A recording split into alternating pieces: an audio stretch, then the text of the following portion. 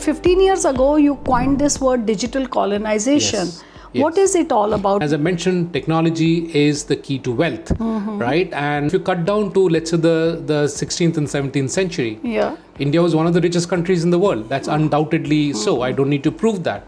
But we didn't become rich by selling vegetables to Europe or exporting wheat to other places.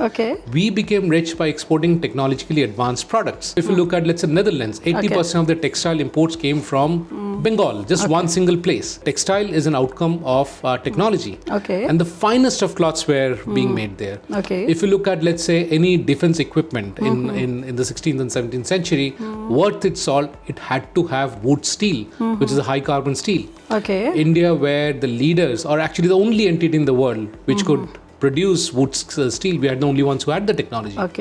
If you look at brass, for example, the high quality brass would need pure zinc. Nobody else in the world could manufacture pure zinc because of the way the zinc behaves. You know, the moment you melt it, in next 10 to 15 degrees, it will evaporate. So it required a very, very different technology to actually capture zinc in a high purity form and then mix it with copper and other elements and create a very high quality brass. India controlled that technology for a very, very long time, till the time it got stolen by the Chinese in around 17th century or 16th century from Zorawar mines, and then in the next century the British stole it, took it back to UK, to Britain, and they patented it. And then surprisingly, 200 years later, they came back and gave the license to Hindustan Zinc Limited to mine in the same mines from where they stole the technology. If you are not able to get into the technology ecosystem, you are kept outside and you're kept poor. So let me take an example again of what I mean by the technology ecosystem. Let's say you're a very smart engineer who has developed a better prefetch queue in a processor. Right now, what will you do with the prefetch queue? You don't build the processor. So you will go to a Intel or a Motorola or somebody who builds these processors, right? And you will go and say, hey, within your processor, I've got a better technology. Can you take it? And you would have probably spent your entire family's wealth because it takes $25,000 to do the patent. Right? And what will they say? They will say that, look, maybe your technology is good, so give it to us and we'll give you 10 patents in return, or I don't need your technology because I will define what is the state of the art. Your technology may be better, but if it never comes to the market, it's never the benchmark. It's never the benchmark, right? And therefore, I will not let you come into my ecosystem at all. Right? Now, if I say, well, I'll give you 10 other patents, you give me your patent, I'll give you 10 patents. That's a fair deal? It's not a fair deal. What will you do with those 11 patents? You don't have the market access, you don't have the capital, you don't have got access to people, you don't have access to anything. What will you do as a lone engineer? You can't do much. What will you do as a small country? You can't do much. What will you do where as a country, your resources are more focused towards feeding your people because you've already been deprived of the resources? You can't do much, right? And therefore, the regime that was set was that I would put patents and I'll take those technologies and I'll make them standards. So the way the camera is working, the way everything else is working, they're driven by standards, such as MP4 being one of the standards. And in fact, that reminds me of something that happened with China. I'll come to that. So I'll put these patented technology as standards. Then I'll start extracting disproportionate economic benefit out of it. And that's how I had defined colonization. I'll come to the definition also. And when you get the monopolistic rent out of it, you'll use the extra money to go back and change the your own technology. Economy, and you will change the technology again. You'll go to the next level and next level. So we are here almost in the month of November. You'll see the clock ticking in terms of technology because by December, Christmas time comes in, things start selling now. So you'll move it to the next technology. Now, if you are from a developing country, you'll never be able to catch up, right? Because old technology becomes obsolete. Now, somebody comes and tells you every 4 or 5 years, your laptop has become obsolete. Why has it become obsolete? You're still doing spreadsheets. You're still doing word processing. You're still doing presentations. What is it different that you're doing? So why has your laptop become obsolete suddenly? Because nobody's servicing it. Because the new products on that. Because I'm dumping obsolete software onto it. Because I'm dumping bloatware onto it. I'm slowing down your laptop. I'm slowing down your phone. And so many of these phone manufacturers have been caught. Absolutely. So the way I redefined colonization to explain what was going on and to communicate to the policymakers is that colonization is not control of one country or the other country. It's extracting disproportionate economic benefit through either deceit or change of rules or through a direct force and control. Okay. Right? And there were three phases of colonization in my view. The first was social colonization, where in every economy, in every country, you'd have the top level or top strata of society extracting social disproportionate economic benefit from the other strata, right? Okay. You had that upper caste in India, not doing much work and getting others to work for them. True. You had the same in Java, in Indonesia. You had the Japanese, the British. They had the lords over there who'd be quote unquote lording over. Yeah. And that's how all the economies were structured.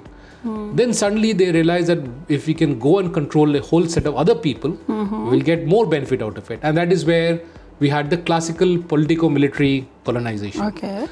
In the 60s, when that got over, how do I maintain my lifestyle? I still have to not work much and get benefit from everybody else, and I can pass it off as increase in my productivity. Okay. How do I do that? I do that by Technology. technology. By still making you work hard, I'll control technology. I'll not let you have access to technology. You can use it by only paying disproportionate benefits to me. Okay. We all know that Apple phones cost about $200, right? Yeah. And they for their manufacturing, and they sell for about $1,000. Is IPR worth $800? Who's paying for our IPR on steel, on wood steel, on trigonometry, on calculus? Who's giving us the IPR on yoga, right? If you start taking IPR on all of these things, right? In fact, if I cut back to what the British did to kind of take technology away from India, very, very explicitly was in 1814, they passed a law in their parliament which stopped any ship above 350 ton from being an Indian ship. Because the Indian ships were decimating the British ships because we were technologically far superior. Our cost of operations, our ships were much lower. Their life cycle was much higher. And the shipwrights in Britain actually went to the king and said, if you do not stop the Indians from operating, we will die. We'll die of starvation. And when your Royal Navy needs help and support and repairs, you won't find us. Okay. And therefore, to be Atmanirbhar, Mr. King, you would need to stop the Indian ships from driving us to starvation. And so they stopped the ships which are below 350 tons. And why below 350 tons? Because the British did not have the ability to build ships above 350 tons. They still needed the Indian ships. But that took away about 40% of shipbuilding from Bengal and from Surat. Because those were the two hubs of shipbuilding. Yeah. Subsequently, next year they came out with another law saying that no Indian ship can operate between the transatlantic route, which is between Europe and Americas. Why was that? Because that was the most lucrative trade route ever. The ships would go from the continent, from Europe to Africa, pick up slaves, take them to Americas, dump the slaves, pick up gold, take them to Britain, dump the gold, go back to Africa, pick up slaves, and keep doing that. And therefore, the bigger the ships were, the better it was. And the Indian ships were best suited for that. They were big, comfortable, they could carry all of this load. And the British could not compete against Indian ships. So therefore, they passed laws which essentially took away the market from the Indian ships. Once you have taken away the market, then what is your technology? It's pretty much like the prefetch queue that I mentioned. Even if you got a better prefetch queue, it doesn't matter. Even if you have better ships, it doesn't matter. So what will happen in 5 years, 10 years time down the line? You will not have the technology at all. So now you are technologically backward, right? Because I've not allowed your technology to come forward. Let's say the railway technology, the steam engine as an example. Right. And there's always a joke around it that somebody asks a child who invented the steam engine. The child says, Watt? And you say, yes, that's the right answer because James Watt supposedly invented the steam engine. And I'm just trying to explain IPR and patents in that context. Now, if you look at what James Watt really did was that he took the technology from others and he had the ability to patent it because he got access to the right kind of offices. Not only did he do that, he also extended his patent by 30 years because he had control over the British Parliament. In that entire regime, when he had the patent, he almost killed the railway technology because he did not allow anyone else to contribute to it. And it was such an inefficient technology that it would cost more to send goods over the railway line than the cost of the goods itself. So you would not use the railway line, right? It's only when the patent expired and all the engineers got together and created an open source journal called the Lean's Engine Reporter, and they freely contributed their ideas of how to improve the steam engine. That steam engines really started getting used in the real world, and its productivity went up significantly. Same is the story with bessemerization. In fact, steam engine and bessemerization are the two pillars of industrial revolution, right? Both of them benefited from opening up the technology, not by patenting it, not by putting layers on top of it, or putting regulations on top of it. And so if you cut to the 1960s and so on, that's a time when we saw large number of professors being exported into India and other developing countries to teach us what is patent and what is IPR and so on and so forth. It was with a vengeance that from the 1960s onwards, it became a very, very critical issue. Now, why was it a critical issue in 1960s? Why was it not a big issue before that? Why didn't, for that matter, J.C. Bose patent radio once he invented it, right? And he was being asked by Anibus and then everybody else to go ahead and patent it because it was not important in those days, right? Okay. There were a few patents, they were critical patents. Patent as a geopolitical tool started being pushed from 1960s onwards. Okay. Now, what do I mean by a geopolitical tool? And what was so critical about 1960s? Why 1960s? Why not 50s? Why not 40s? Why didn't we have professors visiting my alma mater at IIT Kanpur before that? It was because that was a time when the last of the colonies started getting independent. Okay. It was in the 60s that the last of the colonies started getting independent. So if I am from a place where I have a high standard of living because I'm extracting value from other economies, and if those economies have become independent, how do I maintain my standard of living? Very true. How do I control my people who will suddenly say you are a poor government because we're not getting the same benefits? You look at this very simple situation. A barber in US will do about 10 heads in a day. Yeah. Right? And then what does he do? He goes into his car, drives home, stays in an apartment. It may not be the best of cars, it may not be the best of apartments, but he lives in a house, has a car, and he does that. Now, is that an increase in productivity? A barber in India probably does 20 heads in a day.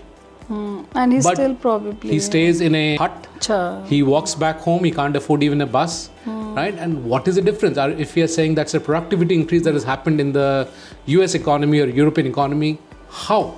No. The only productivity increase that has happened is that we have been able to, or they have been able to extract more value from the other economies than what they have been generating internally, and saying that is the increase in productivity. That is not the increase in productivity. Okay. So what I basically did was I went ahead and redefined what colonization is. Colonization is not control of one country or the other country. It's extracting disproportionate economic benefit through either deceit or change of rules or through a direct force and control.